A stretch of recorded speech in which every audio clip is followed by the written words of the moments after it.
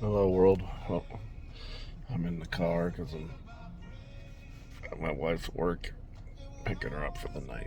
I'm just getting off. Thank goodness it's Thursday because she doesn't have to work the rest of the week, so that's really good times.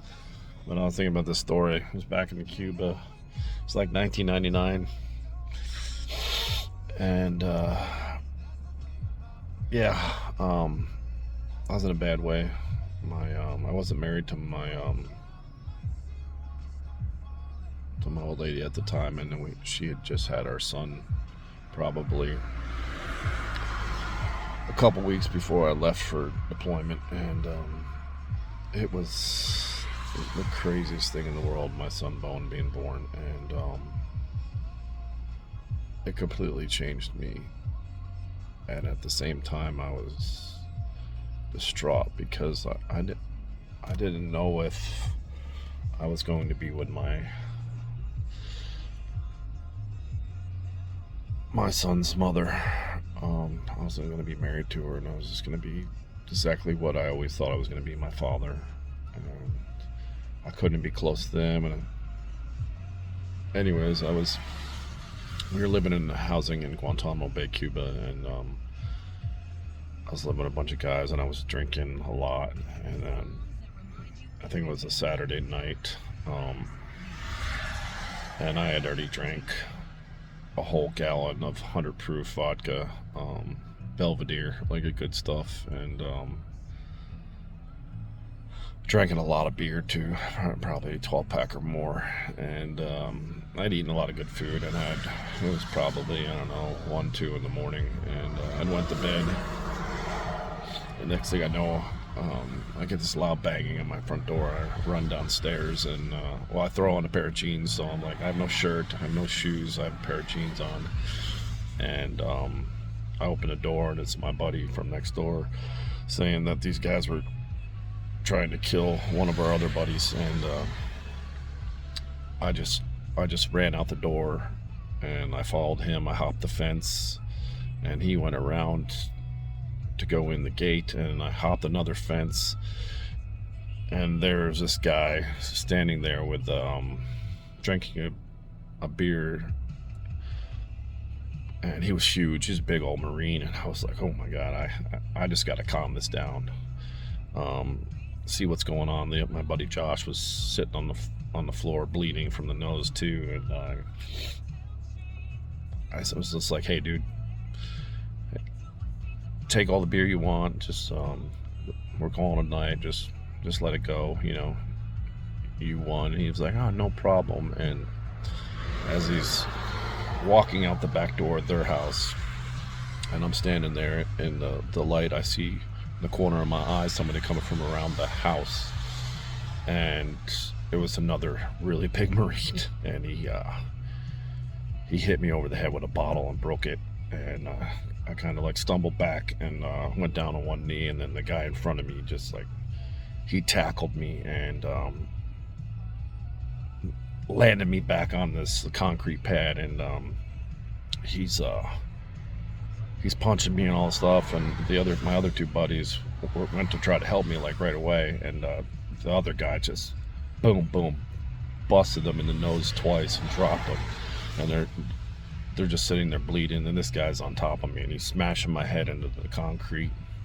Now bleeding out the front of my head.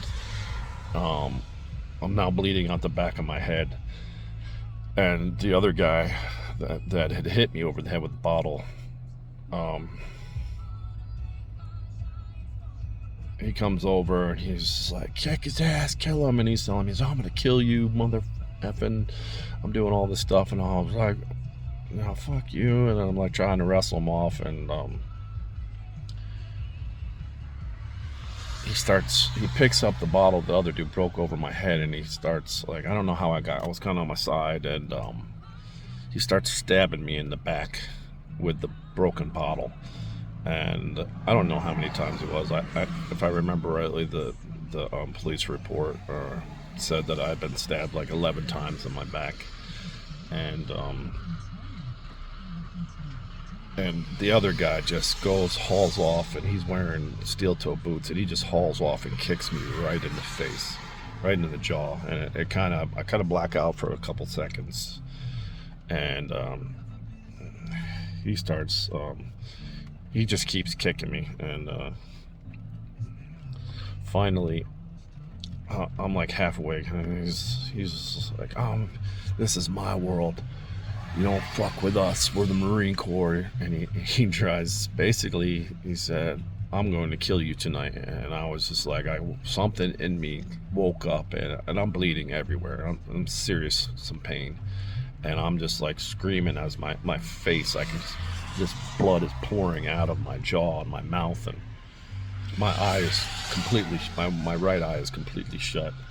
And I can feel my ear swelling up on the side from all the trauma, and I'm just screaming at him. I was like, hell no, you know. And then the other dude's like, keep kicking him, and he kicks me again, and he knocks me out. And well, he thinks he knocked me out. I'm just kind of like playing dead, I think. I'm not really sure. And I just remember him saying, I think we killed him. And he was like, oh shit. And then they basically leave me there in a pool of blood on this concrete now, and they take off, and sorry, I had to roll up the window, it's raining. And he takes off, and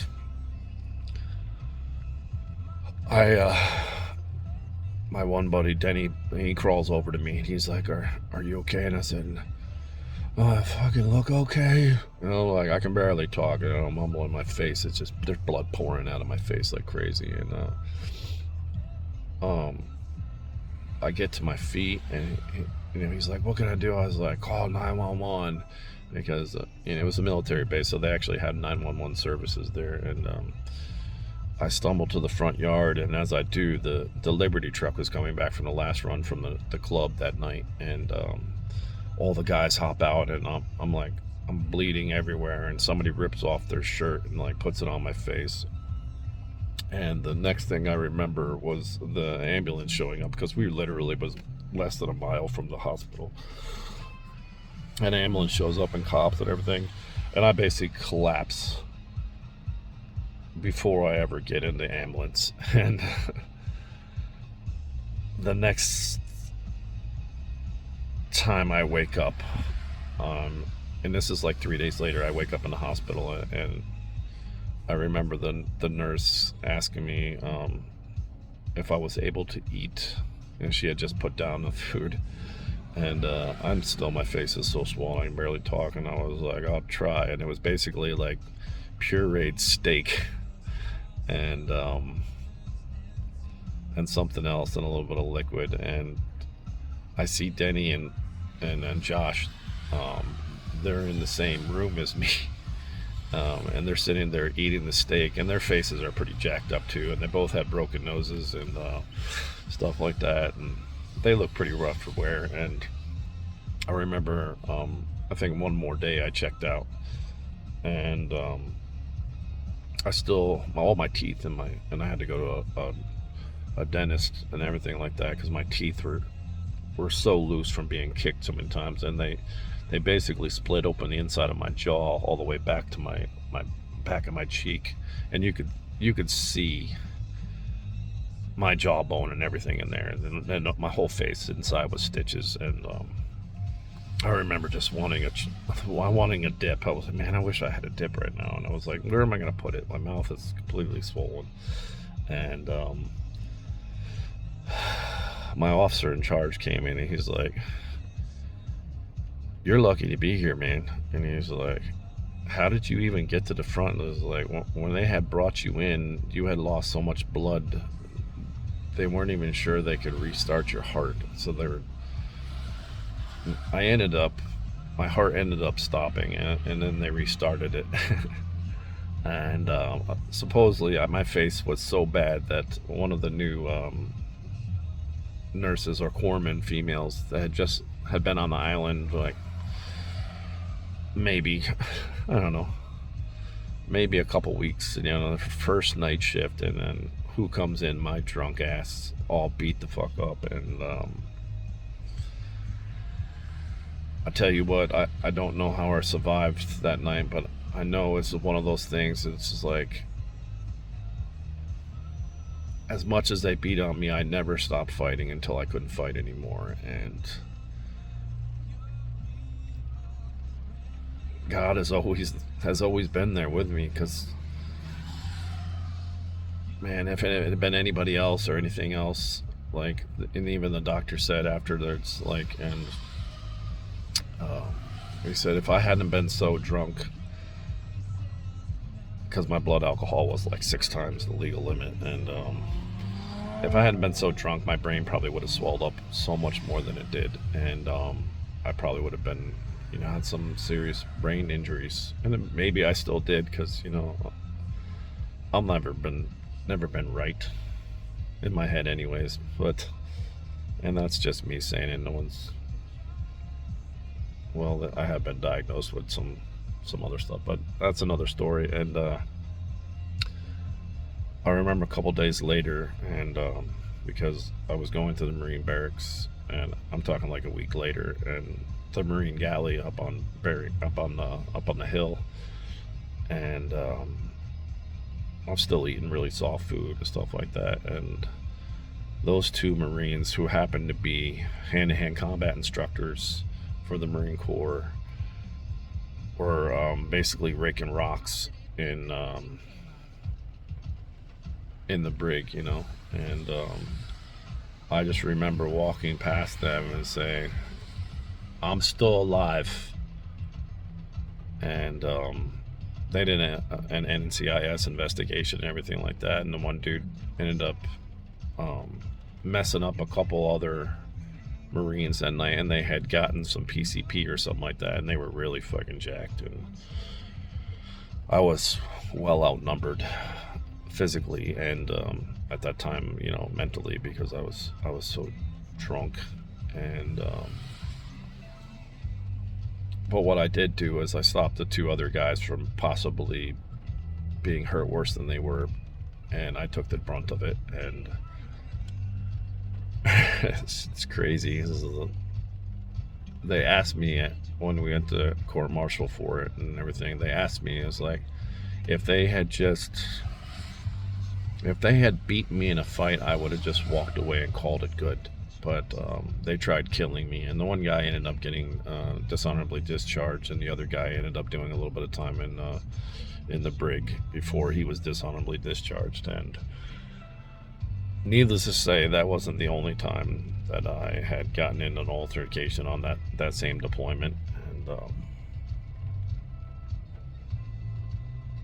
And I didn't understand why I was so lucky, but when I was able to finally get back to the States and see my son, who by this time was almost a year old, and I was so thankful that, and at that point I started thinking to myself, you can't do this anymore. You can't go in half-assed and be drunk all the time. You have something more to live for, and I thank God for giving me the chance to be a father and not die over something stupid as what they originally were fighting over, was because they wanted them to change the radio station. And